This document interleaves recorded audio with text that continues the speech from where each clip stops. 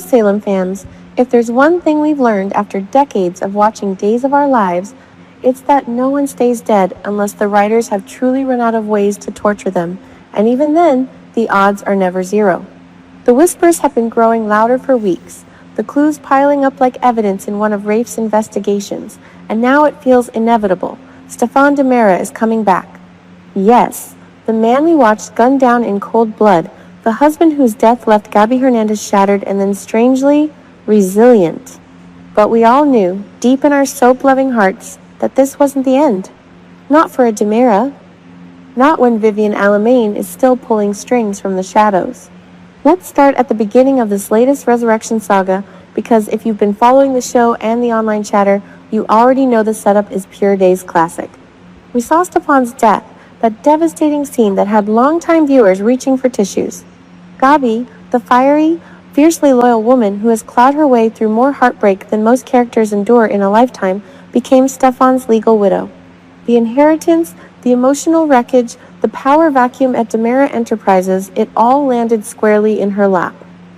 And then, in a twist that felt both tender and suspiciously convenient, she shared a portion of that money with Philip Kyriakis. Philip, ever the smooth operator with that signature Kyriakis charm mixed with just enough vulnerability to make him irresistible, looked her in the eyes and delivered one of those classic soap monologues that make your heart skip. "I don't need your money, Gabi. I just need you." The chemistry between them has been electric, undeniable. Late-night rendezvous, stolen glances across the Kyriakis mansion, whispered promises that nothing and no one could ever tear them apart. For the first time in what feels like forever, Gabi seemed genuinely happy. She laughed that full-throated laugh we haven't heard since Stefan was by her side. She let herself believe in forever again. But here's the thing, dear readers. In Salem, forever usually comes with an expiration date stamped in dramatic red ink. I've been covering this show for years through the weddings, the affairs, the evil twins, the memory wipes, and yes, the multiple returns from the dead, and I can tell you with absolute certainty that Stefan DiMera is not gone.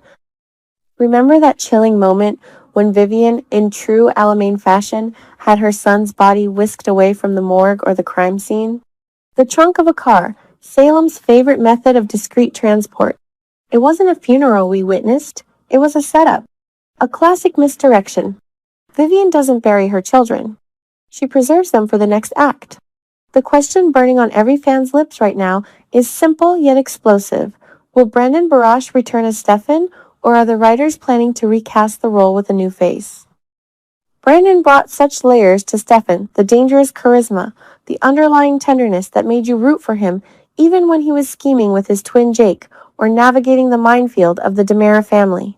His chemistry with Camila Banus, Gabi, was the kind of magic that defines eras of the show.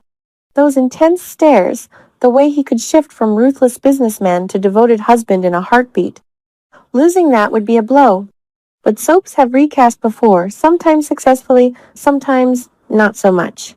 If it's a new actor, he'll have enormous shoes to fill, and the audience will be merciless in comparison. Let's talk about what a Stefan return would actually mean for the current landscape, because this isn't just about one character popping back up. This is a seismic shift that could fracture half a dozen major storylines. Picture it. Gabi and Philip are in the honeymoon phase of their reconnection. They've confessed their love openly. They've faced down family objections, Victor's lingering influence, the Hernandez-Kyriakis feud history, the skepticism from friends who remember how quickly Gabi's heart can swing back to a DiMera. They've built something real, or at least something that feels real under the bright lights of the soundstage.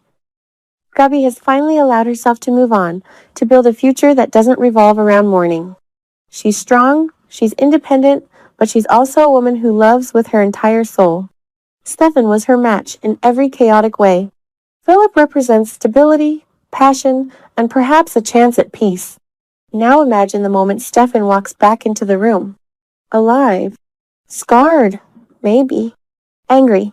Confused. Determined. The camera will linger on Gabi's face, the shock, the disbelief, the flood of old emotions crashing over her like a tidal wave. We've seen Banus deliver those performances before, and they are devastating. Tears, trembling hands, the whispered, "It can't be you," that every longtime viewer knows will turn into a desperate embrace or a furious slap, depending on how much time has passed and what Stefan has endured. Because Stefan won't return quietly. Oh no. He'll return with questions, with accusations, with that DiMera fire that makes him both hero and villain. Who pulled the strings to fake his death? Was Vivian acting alone, or was there a larger conspiracy? Did someone in Salem know he was alive and keep it secret? The paranoia will spread like wildfire through the DiMera and Kyriakis empires. EJ will have to recalculate his power plays. Kristen will see opportunities for new alliances or fresh betrayals. And poor Philip, charming, lovesick Philip, will suddenly find himself in the role of the other man, the interloper in a love story that began long before he re-entered Gabi's orbit. The drama won't stop at the romantic triangle. Think about the business implications. Stefan has always been a force at DiMera. His return could spark a civil war within the family more vicious than anything we've seen since the heyday of Stefano himself. Stock manipulations, boardroom battles, corporate espionage, Days does these so well when they tie them to personal stakes. And Gabi, as the widow who inherited and then shared the wealth, will be caught in the middle. Does she still hold legal claim? Will Stefan demand everything back, including her heart? I keep coming back to the emotional core, because that's what keeps us glued to our screens year after year. Gabi has already mourned Stefan once.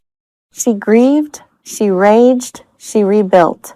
To have him return now, when she's finally found happiness with Philip, is the cruelest gift the writers could give her. It forces her to confront the question every great soap heroine eventually faces: can you ever truly love two men at once? Or does one love eclipse the other when the past literally rises from the grave? Fans on social media are already divided, and I love it. Some are Team Philip, all the way arguing that Stefan's death freed Gabi to find a healthier dynamic. Others are screaming for number Gabi-Stefan reunion, pointing to their history of passion, shared trauma, and that unbreakable pull. The truth is, both actors bring something special. Brandon Barash and his portrayal of Stefan carry the weight of legacy twin to Jake, son of Vivian, heir to Stefano's empire. Philip, with his own complicated Kyriakis baggage, offers a different flavor of intensity. Let's speculate on how this story might unfold, because the beauty of Days is how they layer reveals over weeks and months. We might start with subtle hints: a mysterious phone call Vivian takes in secret, a shadowy figure spotted near the DiMera mausoleum, medical records that don't add up.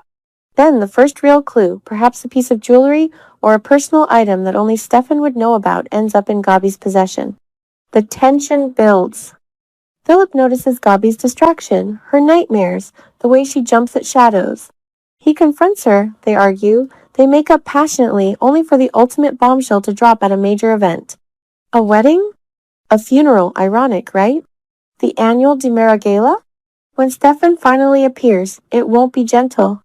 Expect a hospital bed reveal, or him staggering into the square, weak but determined. The flashbacks will roll, their wedding, their fights, their reconciliations.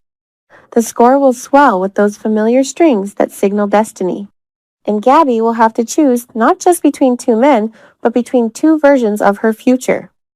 There's also the larger canvas to consider. Days of Our Lives has always excelled at weaving personal drama with town-wide chaos. Stefan's return could intersect with current arcs involving Clyde, the drug underworld, or whatever new threat is looming over Salem. Maybe his death was part of a larger experiment or cover-up. Maybe he's been held captive, his memory fragmented, giving the writers room for amnesia tropes we all secretly love.